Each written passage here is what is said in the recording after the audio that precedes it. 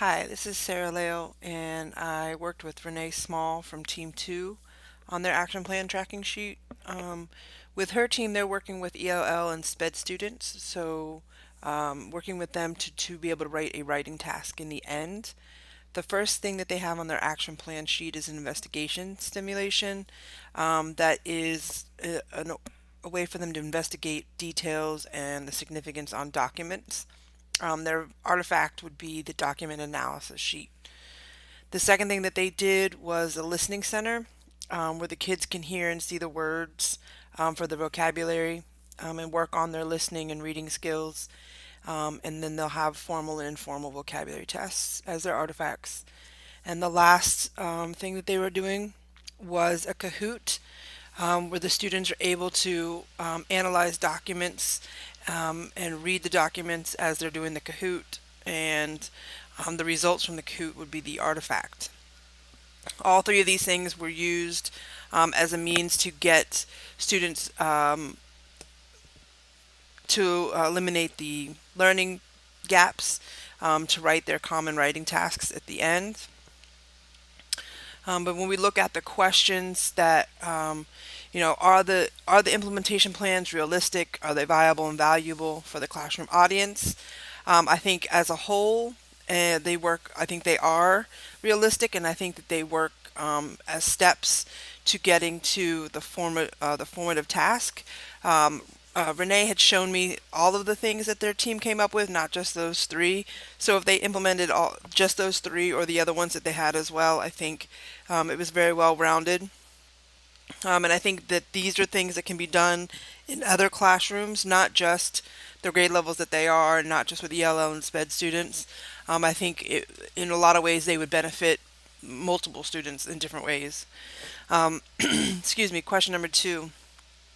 Does it seem likely that the teaching and learning will improve after these plans are implemented? I think over time they will be able to, and I think, if they go through them once, they might be able to adjust if they need to, based on the students that they have. Maybe one thing worked better for some students and another thing worked better for others. So I think they'd be able to improve their plans and tweak it a little bit. I think each of the things allows multiple opportunities for students to work on their reading and writing skills, and that helps them to be successful even at different points. And even if teachers have to go back and review something with the students, I think having the things that they've done will benefit them. I didn't really have any major suggestions in the beginning. I thought they were fine. The only difference that I thought maybe the students could present the words or topics to the class, because especially with ELL, we have ELL in my school at a high school, and I love hearing the kids speak because from the beginning of the year to the end of the year, I can just hear the growth as I'm walking by the classroom if they're doing something verbally. So I think it would be a good opportunity if students were to, even if they work in small groups with each other, like one-on-one or um, maybe in front of the class, just to be able to verbally say the words that they are learning, I think might benefit them as well. And then any other technology, I think there are, I think with Microsoft Word and Google Docs, you can highlight and then have it play back to you verbally. You can hear it. I think Digo does the same thing. Also, Digo is great if you wanted to analyze or annotate a text because you can highlight it. So if you were to have the kids do a document online or a web page online or anything online, they can highlight and save it in their own account for later, and they can annotate as they need to.